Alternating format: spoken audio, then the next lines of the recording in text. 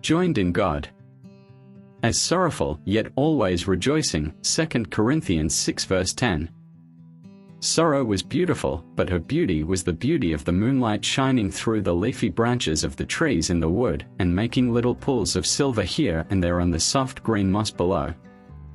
When sorrow sang, her notes were like the low sweet call of the nightingale, and in her eyes was the unexpectant gaze of one who has ceased to look for coming gladness. She could weep in tender sympathy with those who weep, but to rejoice with those who rejoice was unknown to her. Joy was beautiful, too, but his was the radiant beauty of the summer morning. His eyes still held the glad laughter of childhood, and his hair had the glint of the sunshine's kiss. When Joy sang, his voice soared upward as the lark's, and his step was the step of a conqueror who has never known defeat. He could rejoice with all who rejoice, but to weep with those who weep was unknown to him. "But we can never be united," said Sorrow wistfully. "No, never." And Joy's eyes shadowed as he spoke. "My path lies through the sunlit meadows, the sweetest roses bloom for my gathering, and the blackbirds and thrushes await my coming to pour forth their most joyous lays." "My path," said Sorrow, turning slowly away, "leads through the darkening woods, with moonflowers only shall my hands be filled. Yet the sweetest of all earth songs, the love song of the night, shall be mine. Farewell, Joy, farewell."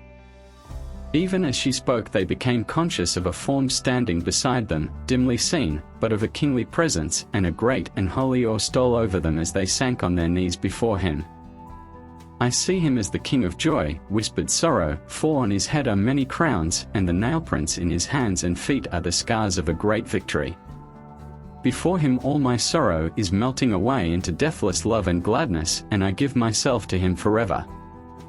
"Nay, Sorrow," said Joy softly, "but I see him as the King of Sorrow, and the crown on his head is a crown of thorns, and the nail-prints in his hands and feet are the scars of a great agony. I, too, give myself to him forever, for sorrow with him must be sweeter than any joy that I have known." "Then we are one in him," they cried in gladness, for none but he could unite joy and sorrow. Hand in hand they passed out into the world to follow him through storm and sunshine, in the bleakness of winter cold and the warmth of summer gladness, as sorrowful yet always rejoicing. Should sorrow lay her hand upon thy shoulder, and walk with thee in silence on life's way, while joy, thy bright companion once grown colder, becomes to thee more distant day by day, shrink not from the companionship of sorrow.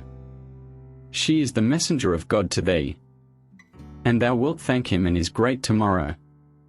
For what thou knowest not now, thou then shalt see. She is God's angel, clad in weeds of night, with whom we walk by faith and not by sight.